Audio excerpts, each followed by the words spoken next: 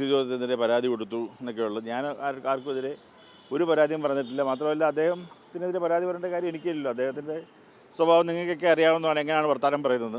അത് അദ്ദേഹത്തിൻ്റെ സ്വഭാവം അദ്ദേഹത്തെ കാണിക്കുന്നു. എൻ്റെ സ്വഭാവത്തിനനുസരിച്ച് എനിക്ക് പ്രവർത്തിക്കാൻ പറ്റൂ. പ്രധാനപ്പെട്ട കാര്യം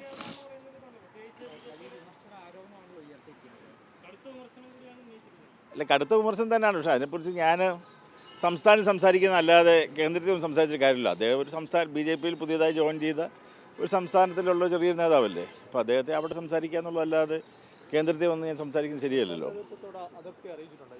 ഞാൻ ആരോടും സംസാരിച്ചിട്ടില്ല ഈ വിഷയം. അദ്ദേഹം ഇന്നലെ പ്രസ്താവന നടത്തിയതായിട്ടും TV-യിൽ മാധ്യമങ്ങളിൽ വന്നപ്പോഴാണ് ഞാൻ കണ്ടത്. അതിനെക്കുറിച്ച് ഞാനെക്കുറിച്ച് പറ്റിയായിട്ട് ഡിസ്കസ് ചെയ്യാനോ അത് വലിയ കാര്യമായിട്ട് എടുത്തിട്ടില്ല. കാരണം LDF എന്ന കാലത്തും UDF എന്ന കാലത്തും BJP വന്നപ്പോഴും ആ സെയിം സ്വഭാവം തന്നെയാണെന്ന് നിങ്ങളൊക്കെ കാണുന്നതാണല്ലോ. അവിടെ അതിനെക്കുറിച്ച് പൊട്ടുവാക്കിന് പൊട്ടു ചെവി എന്നുള്ളതാണല്ലോ ഇതൊരു പ്രധാനപ്പെട്ട വിഷയം എന്ന് പറയുന്നത്. ഈ പത്തനംതിട്ടയിൽ ഞങ്ങൾ എതിർത്തിരുന്നെങ്കിൽ ഒരിക്കലും BJP എടുക്കില്ലല്ലോ. ഞങ്ങളാരും എതിർത്തിട്ടില്ല. അതിനെക്കുറിച്ച് അഭിപ്രായം പോലും പറഞ്ഞിട്ടില്ല ഞങ്ങളാരും. PC ജോർജ് പറഞ്ഞത് പത്തനംതിട്ടയിൽ അനിൽ പരിചയപ്പെടുത്തി എടുക്കേണ്ട ഒരു ഗതികേട് ഉണ്ട് എന്നാണ്. എന്താണ് അതിൽ BDJS എന്താ പറയുന്നത്? അതെന്തൊരു വർത്തമാനം. കാരണം അനിൽ ആൻ്റണി എന്ന് പറയുന്നത് അദ്ദേഹം കേന്ദ്ര BJP-യിലെ നേതൃനിലയിലുള്ള ഒരാളാണ്. അദ്ദേഹം വന്നിട്ട് ഇപ്പോൾ 1.5 വർഷത്തോളം ആയല്ലോ. അദ്ദേഹത്തിൻ്റെ പിതാവും അല്ലെങ്കിൽ അദ്ദേഹത്തിനും ഈ പേര് ഇന്ത്യയിലുള്ള എല്ലാവർക്കും അറിയാവുന്നൊരു കാര്യമാണ്. അത് കോട്ടയത്ത് അതും പ്രത്യേകിച്ച് പത്തനംതിട്ടയെ കൊണ്ട് പരിചയപ്പെടുത്തണം, അദ്ദേഹം ഒന്ന് പരിചയപ്പെടുത്തണമെന്ന് എനിക്ക് തോന്നുന്നില്ല. അതൊക്കെ ഒരു അബദ്ധം പറയുന്നുള്ളത് മാത്രം. അല്ല, PC ജോർജിന് പത്തനംതിട്ടയിൽ സീറ്റ് നിഷേധിക്കപ്പെടാൻ കാരണം അങ്ങയുടെ പിതാവുമാണെന്നുള്ളൊരു പൊതുധാരണ വികാരം നിലനിൽക്കുന്നുണ്ട്. അതിൽ സത്യാവസ്ഥ എന്താണെന്ന് പറയാമോ? നിങ്ങൾ ഇന്നലെ ഞാൻ 1-2 വാർത്തകൾ ഞാൻ കണ്ടതാണ്. എനിക്ക് സീറ്റ് തന്നിരുന്നെങ്കിൽ ഞാൻ ബോധം കെട്ട് പോയെന്നാണ് പുള്ളി പ്രസ്താവന നടത്തിയത്.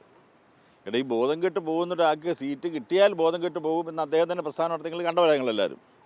അങ്ങനെ ഒരാൾക്ക് സീറ്റ് കിട്ടാതെ വരുമ്പോഴത്തേക്ക് ഇത്രയും കൂടുതൽ പ്രശ്നം ഉണ്ടാക്കേണ്ട ആവശ്യമെന്ത്? അതിന് SNDPO ജനറൽ സെക്രട്ടറിയും എന്നെയും ഒക്കെ വലിച്ചിറക്കേണ്ട ഒരു കാര്യമില്ല. അതിന് കേരളത്തിലെ മുഖ്യമന്ത്രിയാണോ ഇവിടെ BJP-യുടെ അല്ലെങ്കിൽ NDA-യുടെ സ്ഥാനാർത്ഥിയെ തീരുമാനിക്കുന്നത്? ഇങ്ങനെ അനാവശ്യമായിട്ടുള്ള വെറുതെ വാർത്തകളും അനാവശ്യമായിട്ടുള്ള ആരോപണങ്ങളും പറഞ്ഞത് അതിന് വളരെ ബുദ്ധിമുട്ടുണ്ട്. പക്ഷേ അദ്ദേഹത്തിൻ്റെ സ്വഭാവത്തിനനുസരിച്ച് പ്രതികരിക്കാൻ ഞങ്ങൾ തയ്യാറല്ല. നിലവിലിപ്പോൾ കേന്ദ്ര നേതൃത്വം PC ജോർജിനെ വിളിച്ചു, പ്രകാശ് ജാവദേക്കർ അടക്കമുള്ള ആളുകൾ വിളിച്ചു, ഇത്തരം പ്രസ്താവനകൾ ഒഴിവാക്കണം എന്നൊക്കെ പറയുന്ന രീതി, അത്തരത്തിൽ റിപ്പോർട്ട് അത് സ്വാഗതം ചെയ്യണം. എനിക്കറിയില്ല. കാരണം നിങ്ങളാരും ഇപ്പോൾ നഡ്ഡാജിയായിട്ടോ അല്ലെങ്കിൽ അമിത് ഭായി ആയിട്ടോ പ്രൈം മിനിസ്റ്ററായിട്ടോ ഇദ്ദേഹം കണ്ടുവെന്ന് പോലും എനിക്കറിയില്ല.